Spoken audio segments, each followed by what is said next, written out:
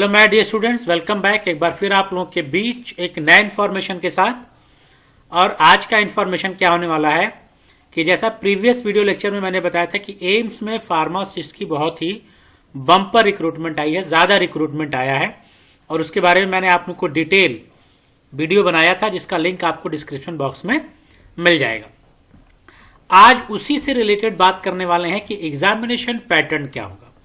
इस साल examination pattern को लेकर थोड़ा सा बदलाव हुआ है, वो बदलाव क्या है उसी को देखेंगे। तो वीडियो में अंत तक बने रहेगा, बहुत ही इंपॉर्टेंट डिस्कशन होने वाला है, बहुत ही इंपॉर्टेंट बात आपको बताने वाला हूं।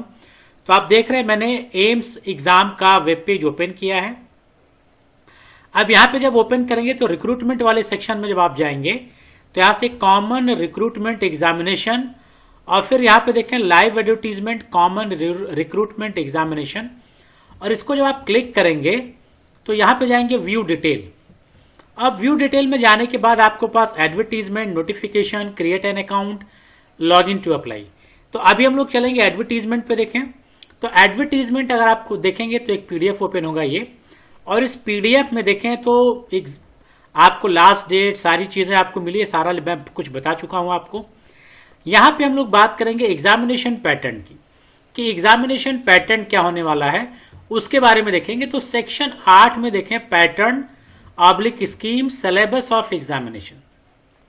अब यहीं पे चलें क्लिक करके 13 नंबर पेज पे, तो इसको चलें देखें क्या वहां पे अलग से बात क्या बताई गई है उसको देखेंगे।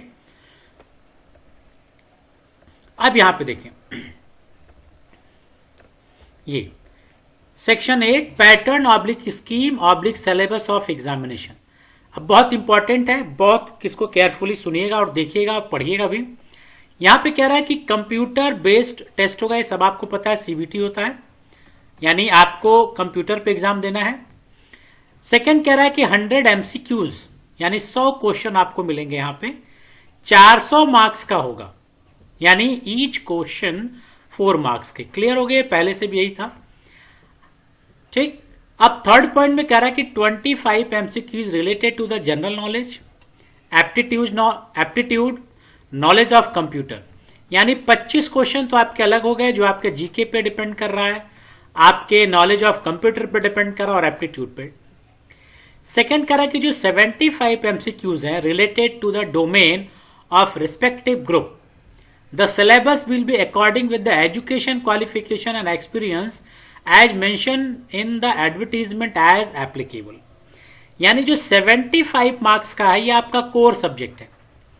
कोर सब्जेक्ट कह रहा है कि आपका जो रिस्पेक्टेड क्वालिफिकेशन उसी के हिसाब से होगा, यानी डी फार्मा फार्मेसी के हैं तो इंटायर फार्मेसी का जो सिलेबस आप लोग पढ़ते हैं वो इंटायर फार्माकोग्नोसी का फार्मेसी का सिलेबस होगा, चाहे वो सुटेक्स का हो, कोलोजी हो, ह्यूमन एनाटॉमी हो, बायोकेमिस्ट्री हो, मेडिसिनल केमिस्ट्री हो, ये सारे सुटिक्स के पेपर आपके जो है वो सारा का सारा इंक्लूड किया जाएगा यहाँ पे। ये तो हो गई एक बात।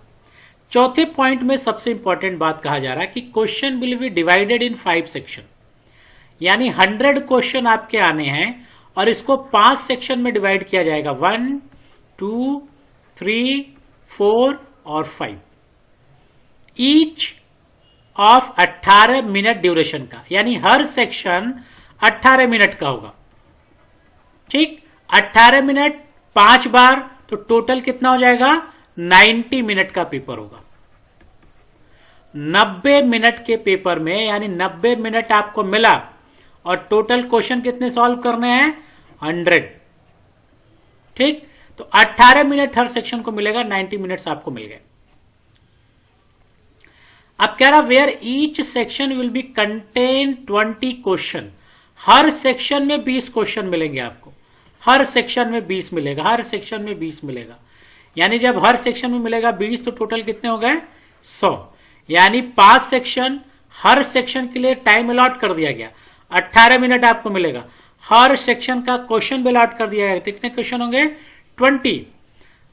Clear. Each section will B appear 1 by 1, यानी एक सेक्शन आप जब करेंगे तब आप दूसरे सेक्शन पे जाएंगे, यानी ये नहीं कि आप पहले 1 से 100 क्वेश्चन आता था आप चले गए 1 फिर चले गए 100 पे, ऐसा नहीं होगा। आप पहले 1 से 20 तक जाएंगे, यानी सेक्शन 1 जो कंप्लीट करा वो कंप्लीट करेंगे 1 से 20 तक। फिर करा each section will B appear 1 by 1, यानी सेक्शन अपीयर 1 by 1 होगा।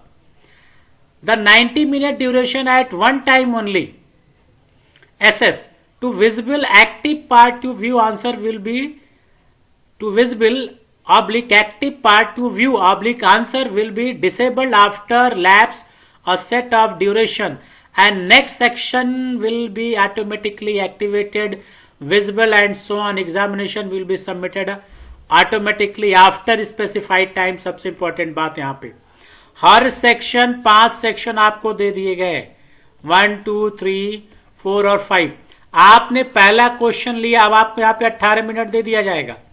आप चाहेंगे यहां से यहां नहीं, ऐसा नहीं।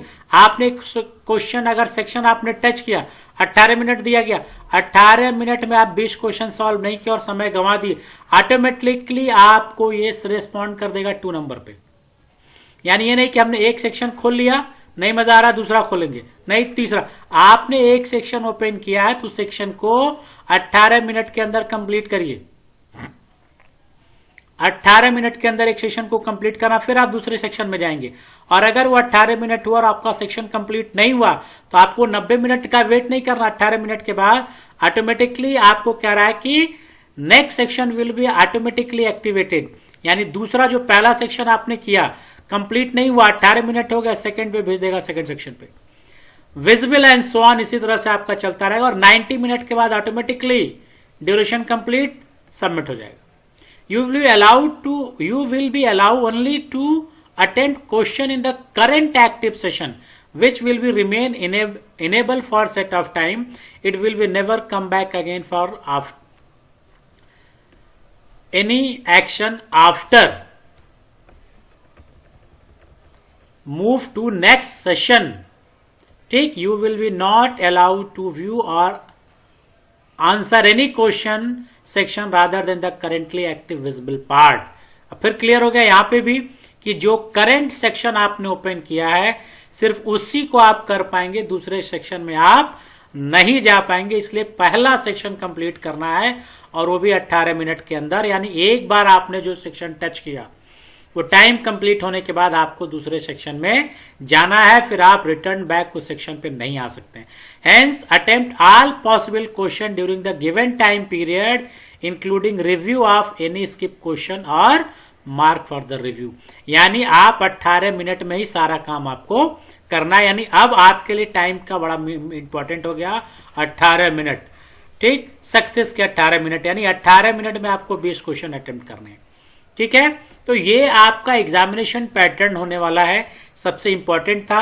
इसके पहले 100 क्वेश्चन होता था, आप उसको सॉल्व करते जाते थे, लेकिन अब थोड़ा सा डिफिकल्ट हो गया है कि अब आपको 20 क्वेश्चन ही सॉल्व करने हैं 18 मिनट में। ठीक, अब थोड़ा सा ये भी ध्यान देना कि जो एम्स में आपका नेगेटिव मार्किंग भी है, तो there will be a negative marking 1/4, यानी एक जो करेक्ट आंसर है उसका 4 नंबर मिलेगा। अगर आपने गलत किया तो 1 मार्क्स आपके कट जाएंगे। इसलिए आपको इस बात का भी ध्यान रखना है कि अगर क्वेश्चन आ नहीं रहा है तो उसको आप अटेम्प्ट नहीं करेंगे। ठीक है, तो ये एग्जामिनेशन पैटर्न का एक बदलाव था।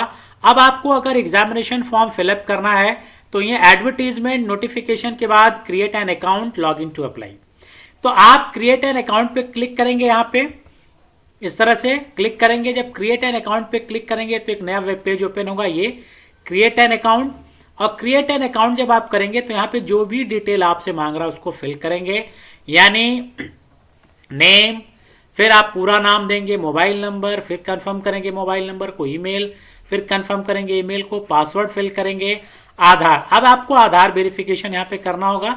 आधार वेरिफिकेशन होने के बाद आपका लॉगिन बनेगा और लॉगिन बनने के बाद फिर अगेन उसी सेक्शन पे आएंगे, login to apply. Login to apply पे आएंगे तो आपको यहां पे आपका इंटर क्रेडेंशियल आईडी और मोबाइल नंबर, पासवर्ड डालेंगे, लॉगिन करेंगे और जिस जिस स्टेप को आपको कह रहा है उस स्टेप से फॉर्म को आप फिलअप करेंगे। तो आप जिस भी जहां पे फॉर्म फिलअप करना चाहते हैं फॉर्म को फिलअप करिए, तैयारी करिए। और जो एग्जामिनेशन की डेट है अगर वो भी देखें तो एग्जामिनेशन की डेट भी मेंशन कर दी गई है कि एग्जामिनेशन कब होने वाला है, वो भी मैं आपको दिखाऊं। यहाँ पे एग्जामिनेशन डेट मेंशन किया गया है, क्या एग्जामिनेशन डेट है उसको भी देख लें। तो एग्जामिनेशन डेट यहाँ पे कह रहा है कि क्या होने वाला है, देखें तो सेक्शन 4 में आपको एग्जामिनेशन और डेट, तो date of examination in general computer based test is plan to conduct between 26 February to 28 February, यानी फॉर्म आपका फिलअप हो जा रहा है जनवरी में और आप फरवरी के एंड में आपका एग्जामिनेशन भी हो जाएगा, ठीक, रिटन एग्जामिनेशन, ठीक है। और AIIMS reserve the right to conduct examination of any time, written test any other time, 10 days advance notice देके वो कुछ भी आपके मतलब बदलाव कर सकता है। लेकिन अभी जो एग्जामिनेशन का जो डेट है वो 26 से 28 फरवरी आपका एग्जामिनेशन डेट है। तो ये आप अभी से फॉर्म फिलअप करिए और अभी से ही तैयारी में लग जाइए, क्योंकि अब आपके पास समय नहीं है। जनवरी जा रहा है और फरवरी में आपके पास एग्जामिनेशन है और आपको इंटायर फार्मेसी का सिलेबस कवर करना है, तब आप इस एग्जामिनेशन को क्रैक कर पाएंगे। तो एक इंफॉर्मेशन थी जो एम्स फार्मासिस्ट से रिलेटेड थी। इसी तरह से कुछ और इंफॉर्मेटिव वीडियो के साथ फिर मिलेंगे नेक्स्ट वीडियो में। Till then goodbye, have a nice day.